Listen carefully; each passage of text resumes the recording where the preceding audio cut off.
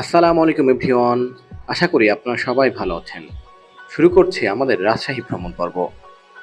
আমাদের রাজশাহী ভ্রমণের গল্পটা শুরু হয় বিমানবন্দর রেলওয়ে স্টেশন থেকে। এই পর্বে আমরা 11 জন শিক্ষক যাচ্ছি রাজশাহী শহর ও নওগাঁ ভ্রমণে। আমরা সবাই একই স্কুলে শিক্ষকতা করছি। আশা করি আমাদের ভ্রমণটা অনেক আনন্দের হবে।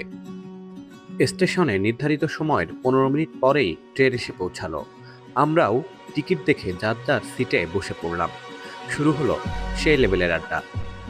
11 জন আপনার এখানে রাস্তায় যাচ্ছে এখনই চেঞ্জ করবেন। ওই টাইম মনে হয়েছে আমরা রাজশাহী যাচ্ছি আপনি এখনই চেঞ্জ করেন।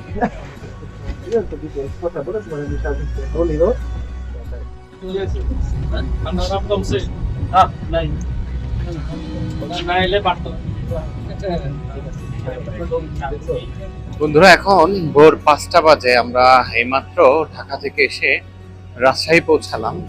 মোটামুটি আমরা রাজশাহী স্টেশনে আছি এখন সবাই। আমরা কিছুক্ষণের মধ্যে ফ্রেশ হব, তারপর সকালে নাস্তা সারবো।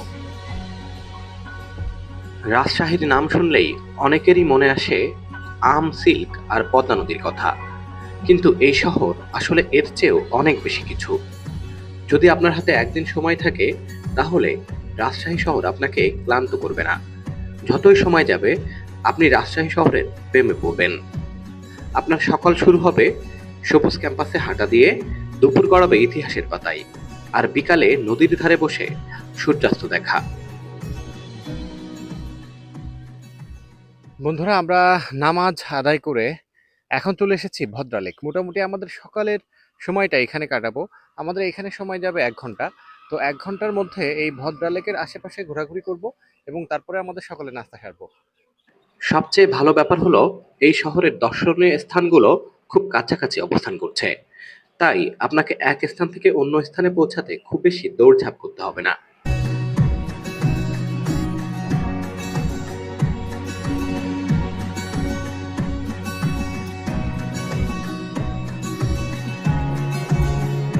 সারা রাত ট্রেন জার্নির পর আমরা সবাই ছিলাম সেই লেভেলের ক্ষুধার্ত। সবাই চাইছিল আগে সকালের নাস্তা সারবো, এনার্জি বুস্ট করব, তারপরেই হবে ঘোরাঘুরি।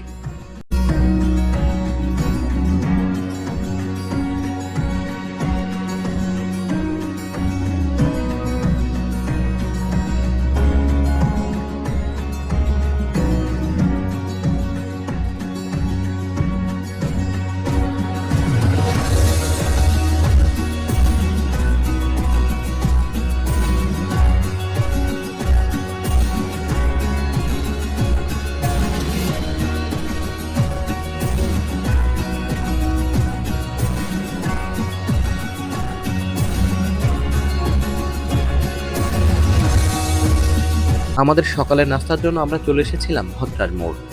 এখানে পুলিশ বক্সের সামনেই রয়েছে পরিপাটি খাবার হোটেল। আমাদের সকালের নাস্তায় ছিল ল্যাটকা খিচুড়ি, অমলেট, কলিজা আর মিষ্টি। সব মিলে বিল এসেছিল মাত্র 1800 টাকা।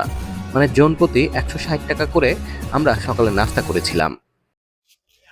বন্ধুরা, এখন বাজে 7টা 42 আর এখন আমরা আছি রুয়েট ক্যাম্পাসে। ভদ্রা থেকে আমরা নাস্তা শেষ করেছি, নাস্তা শেষ করেই রুয়েট ক্যাম্পাসে প্রবেশ করেছি। তো এই ক্যাম্পাসটা মোটামুটি ঘুরে দেখব, তারপরে আমরা চলে যাবো আমাদের নেক্সট গন্তব্যে। তো আপনারা যদি আমার মতো একদিনে রাজশাহী শহর ট্যুর করতে চান, তাহলে অবশ্যই আমার এই ব্লগটিকে ফলো করতে পারেন। বাংলাদেশের স্বাধীনতার পূর্বে পূর্ব পাকিস্তান সরকার 1964 সালে রাজশাহী বিশ্ববিদ্যালয়ের অধীনে প্রকৌশল অনুষদ হিসেবে রাজশাহী ইঞ্জিনিয়ারিং কলেজ প্রতিষ্ঠা করে। এটি তৎকালীন পূর্ব পাকিস্তানের দ্বিতীয় ইঞ্জিনিয়ারিং কলেজ ছিল এবং পেশাদার প্রকৌশলীদের ক্রমবর্ধমান চাহিদা মেটাতে এটি প্রতিষ্ঠিত হয়েছিল। তৎকালীন সময়ে মাত্র 3টি বিভাগ নিয়ে কলেজটি যাত্রা শুরু করলেও এখন 14টি বিভাগে মোট 7,000 শিক্ষার্থী এখানে লেখাপড়া করছে।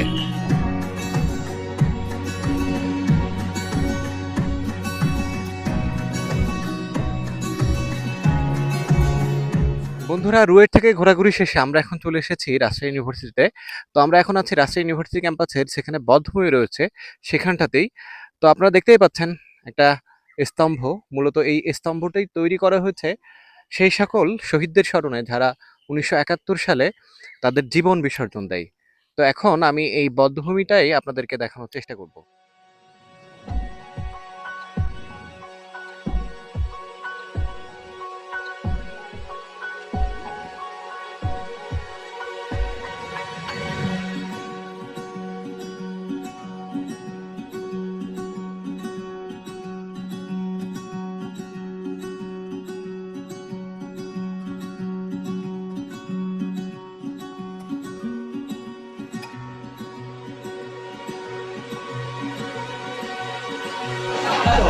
একদম 100%। বলছি তোদের দাদিকে কি বুড়ি হয়ে যেতে দিবে নাকি? না, না, ঠিকই আছে। দাদি কোথায় কেন? না, দাদি। দাদি হবে। সেটা তুলে এই জন্য রাখ। হ্যাঁ, এই যদি দাদি না বলে, তা দাদি ভাইয়ের কাছে আসলো। এরপর তো কি করে বলবে? হ্যাঁ, এই ভাই বসেন। দাদা বসেন। দাদা বসেন। রাজশাহীর মানুষ যে আপ্যায়নের দেশ সেরা, সেটি মাহবুব স্যারের শালিকার বাসায় না গেলে আমরা বুঝতেই পারতাম না। আমাদের কোনো প্ল্যান ছিল না সেখানে যাওয়ার, তবে হঠাৎ করেই আমরা সেখানে প্ল্যান করে বসি। মোটামুটি আমরা টুকটাক নাস্তা এখানে সেরেছি। নাস্তা সারার পর আমরা দুপুরের খাবারটাও কিন্তু এখানে খাবো। তো এখন আমরা চলে এসেছি বরেন্দ্র বিশ্ববিদ্যালয়ে। এটি একটি প্রাইভেট বিশ্ববিদ্যালয়, তবে এই বিশ্ববিদ্যালয়ের স্থাপত্যশৈলী আপনার নজর কাড়বে। শুক্রবার হওয়ায় আমরা কোনোভাবেই এখানে ঢোকার পারমিশন পাচ্ছিলাম না, তারপরে অনেক ম্যানেজ করে আমরা এখানে ঢুকেছি।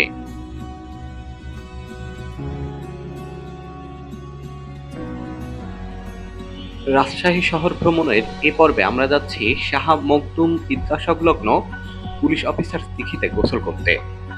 রাজশাহী শহরে আসার পর আমরা যত আনন্দ পেয়েছি তার মধ্যে অন্যতম আনন্দঘন মুহূর্ত ছিল এই রাজশাহীর দিঘিতে গোসল করা। এই দিঘির পাড়েই বড় হচ্ছেন আমাদের বুলবুল স্যার। এখানে সময় কাটিয়েছেন 12 বছর। তার লেখাপড়া এই শহর থেকেই। তিনি এই দিঘিতে আগে অনেকবারই গোসল করেছেন, তবে দীর্ঘ 4 বছর পর গা ভিজিয়ে গোসল করার যে আনন্দটা, সত্যি অনেক উপভোগ করেছি। অসংখ্য ধন্যবাদ আমাদের শ্রদ্ধেয় বুলবুল স্যারকে। তিনি সত্যি অসাধারণ এক সময় আমাদেরকে উপহার দিয়েছেন।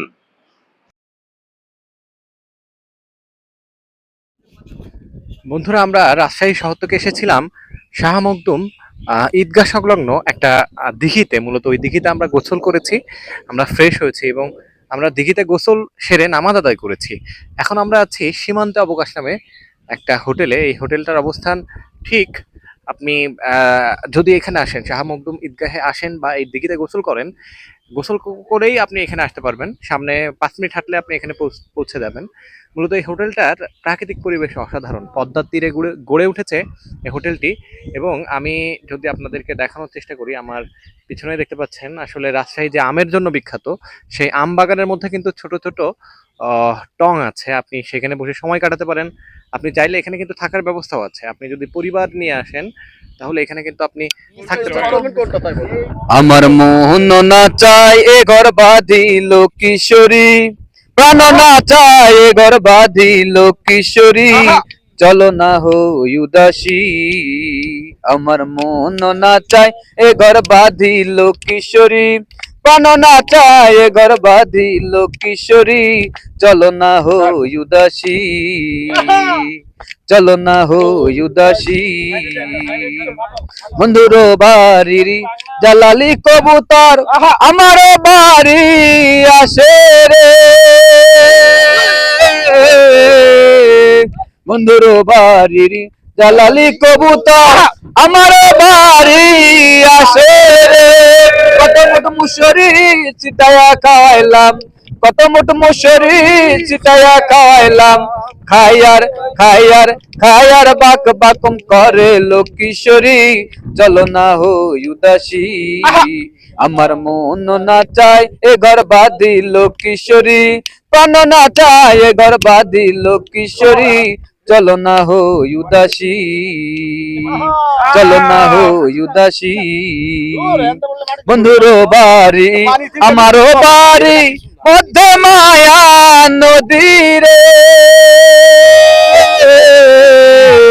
বন্ধুর বাড়ি আমারও বাড়ি মধ্যে মায়া নদীরে, সেই নদী খান পার হইতে, সেই নদী খান পার হইতে, বিজলো বিজলো বিজলো পরনের সারিল কিশোরী, চলো না হই উদাসী।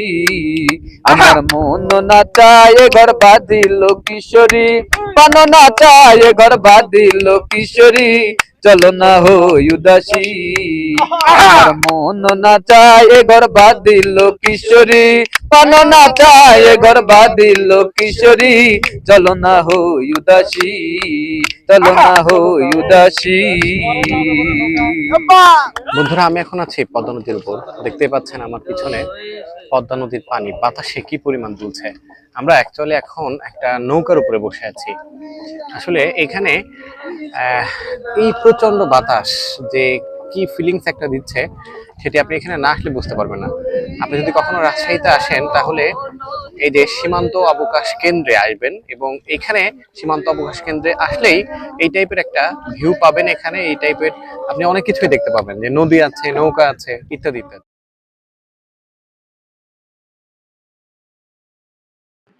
পদ্মার পাড়ে জমিয়ে আড্ডা মেরে আমরা চলে আসি রাজশাহী শহরের প্রাণকেন্দ্রে অবস্থিত রাজশাহী কলেজে। 1973 সালে এই কলেজটি প্রতিষ্ঠিত হয়। ঢাকা কলেজ ও চট্টগ্রাম কলেজের পরে এই কলেজই বাংলাদেশের তৃতীয়তম প্রাচীনতম কলেজ হিসেবে এখনও স্বীকৃত। জাতীয় বিশ্ববিদ্যালয়ের অধিভুক্ত এই কলেজ থেকেই শিক্ষার্থীরা স্নাতক ও স্নাতকোত্তর ডিগ্রি অর্জন করতে পারে। বাংলাদেশের এই কলেজ হতেই সর্বপ্রথম মাস্টার্স ডিগ্রি প্রদান করা শুরু হয়। রাজশাহী ভ্রমণের অন্যতম বিষয় ছিল আমার এই রাজশাহী কলেজ ভ্রমণ। এই কলেজ ক্যাম্পাস এতটাই পরিপাটি যে আপনি মুগ্ধ হতে বাধ্য হবেন। ব্রিটিশরা যে আমাদের চিন্তা চেতনার চেয়ে অনেক বেশি এগিয়ে, এই কলেজই তার বাস্তব প্রমাণ।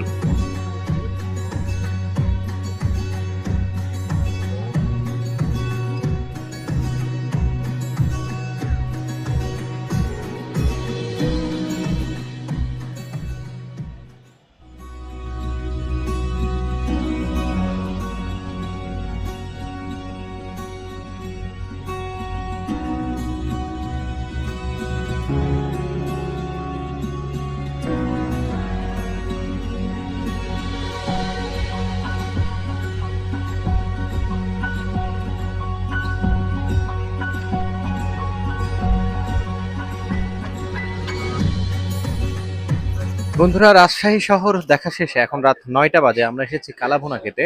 তো কালাভুনা খাওয়ার জন্য আমরা সিটি হাতে যাইনি, কিংবা নহাটাতেও যাইনি, আমরা এসেছি ভোজন বিলাসে। আমার কলিগ বুলবুল স্যার বলেছিলেন যে আসলে নহাটা বা সিটি হাটের চেয়ে এই ভোজন বিলাসের কালাভুনা নাকি ভালো হবে। উনি অনেক আগে থেকেই এখানে খান। উনি যেহেতু দীর্ঘ 18 বছর রাজশাহী শহরে থেকেছেন, সেহেতু ওনার কথা আমি ফেলতে পারলাম না। আমি বলতে আমরা কেউ ফেলতে পারলাম না। তো এই হচ্ছে আমাদের খাওয়া দাওয়ার আয়োজন।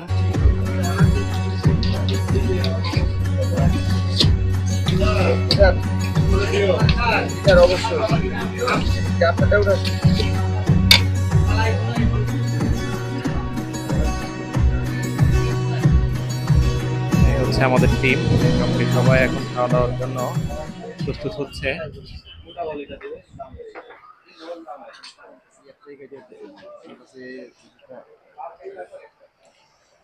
কালার তো কালার আটা।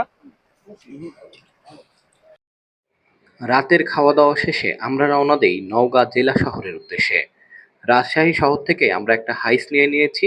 মোট 11 জন 4000 টাকা ভাড়া দিয়েই আমরা এই হাইসটি হায়ার করেছি। নামিয়ে দেবে আমাদের গন্তব্যে। তো দেখা হবে আগামী পর্বে নওগাঁ থেকে। আল্লাহ হাফেজ।